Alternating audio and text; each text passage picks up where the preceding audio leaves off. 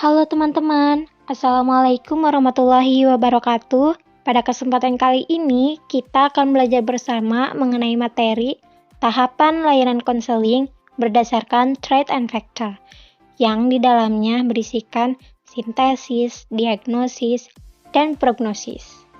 Hai, perkenalkan nama saya Fitri Palani dengan NIM 2285190006, kelas 4A, jurusan Bimbingan dan Konseling Universitas Sultan Ageng Tirtayasa. Yang terhormat kepada Ibu Rauda Zaimah dari Munta MPD selaku dosen pengampu dari mata pelajaran Keterampilan Dasar Konseling. Mari kita simak sama-sama mengenai materi yang akan saya bahas. Baik, selanjutnya ada pembahasan yang akan saya bahas. Pembahasan yang pertama di sini mengenai definisi. Pembahasan yang kedua mengenai tujuan, yang ketiga aspek, yang keempat tahapan prosedur, dan yang terakhir kelebihan dan kekurangan. Pembahasan yang pertama ada definisi layanan konseling berdasarkan trait and factor. Secara bahasa, trait dapat diartikan dengan sifat atau karakteristik seseorang individu, sedangkan factor berarti tipe-tipe atau syarat-syarat tertentu yang dimiliki oleh sebuah pekerjaan atau jabatan.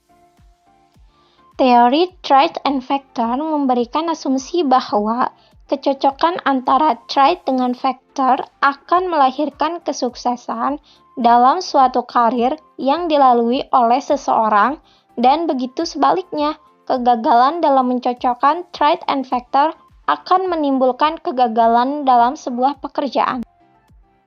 Teori konseling karir trait and factor adalah bimbingan konseling karir yang memandang bahwa secara prinsip mengacu pada kemampuan, termasuk inteligensi umum, bakat khusus, kemampuan akademik, dan keahlian keterampilan kerja, minat terhadap pekerjaan, dan ciri-ciri kepribadian. Trait and factor mengacu pada suatu orientasi utama yang terkandung di dalam psikologi kejuruan atau pekerjaan, yaitu untuk menggambarkan dan menjelaskan pengambilan keputusan dan menentukan karir.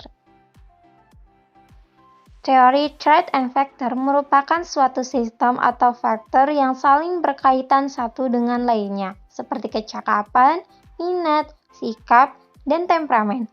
Hal yang mendasari bagi konseling sifat dan faktor atau trait and factor adalah asumsi bahwa individu berusaha untuk menggunakan pemahaman diri dan pengetahuan kecakapan dirinya sebagai dasar bagi pengembangan potensinya, pencapaian penemuan diri, penghasilan, kepuasan intrinsik, dan memperkuat usaha untuk mewujudkan dirinya.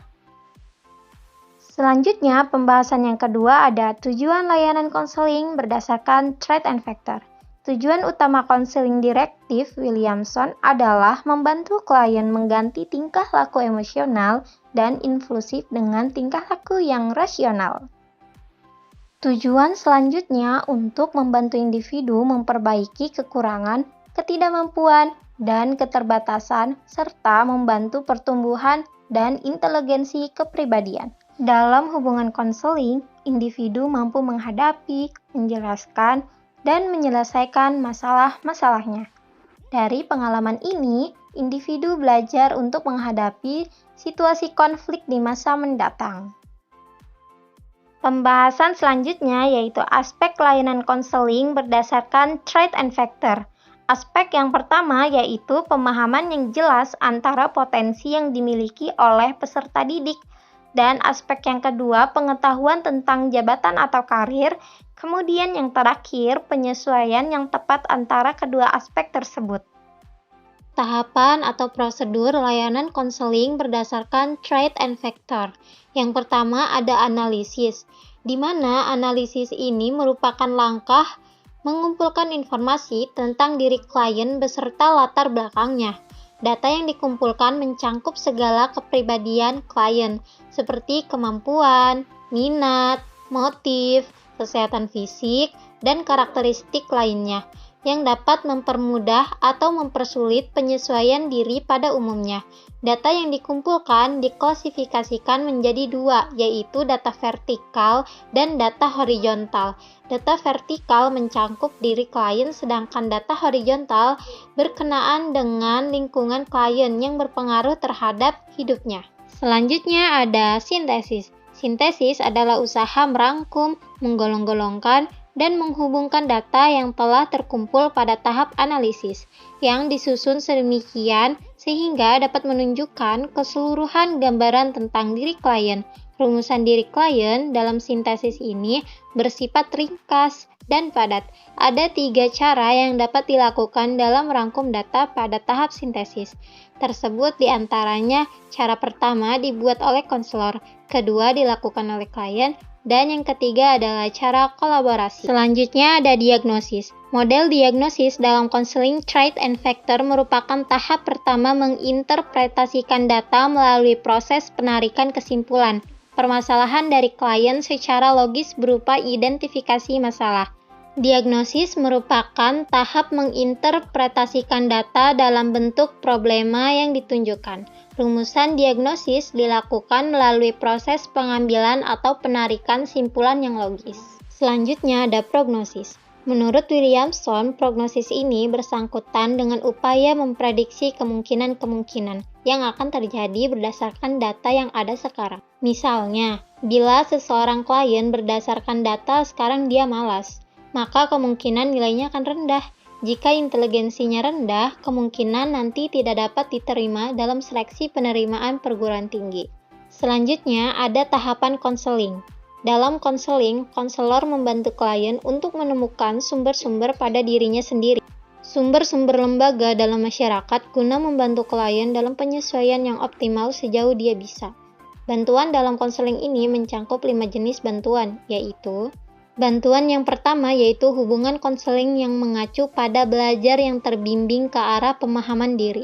Bantuan yang kedua yaitu konseling jenis edukasi atau belajar kembali yang individu butuhkan, sebagai alat untuk mencapai penyesuaian hidup dan tujuan personalnya. Bantuan yang ketiga yaitu konseling dalam bentuk bantuan yang dipersonalisasikan untuk klien dalam memahami dan terampil untuk mengaplikasikan prinsip dan teknik-teknik dalam kehidupan sehari-hari.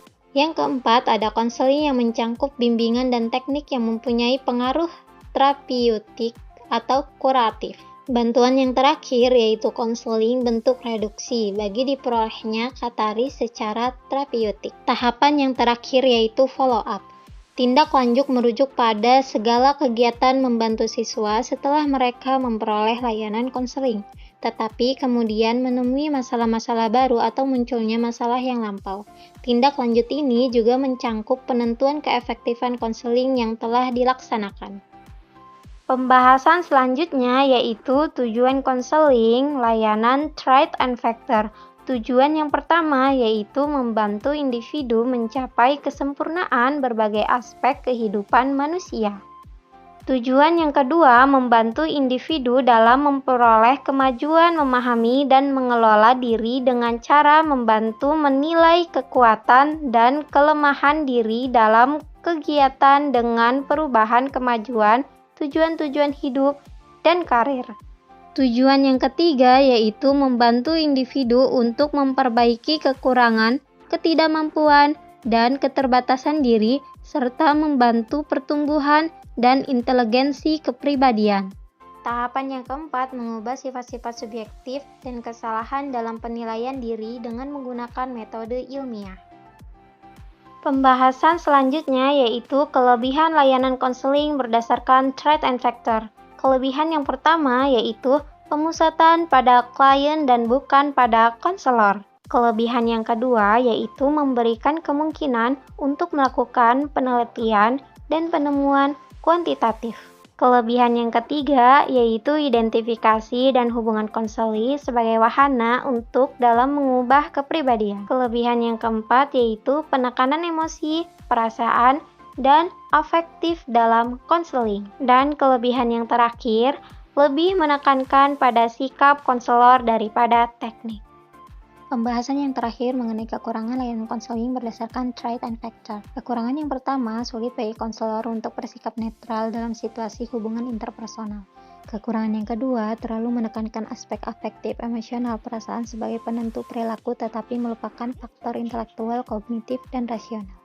Kekurangan yang ketiga, tujuan untuk sikap klien memaksimalkan diri dirasa terlalu luas dan umum sehingga sulit menilai individu. Cukup sekian pemaparan yang saya sampaikan, kurang dan lebihnya saya mohon maaf. Wabillahi taufiq wal hidayah. Wassalamualaikum warahmatullahi wabarakatuh. Terima kasih.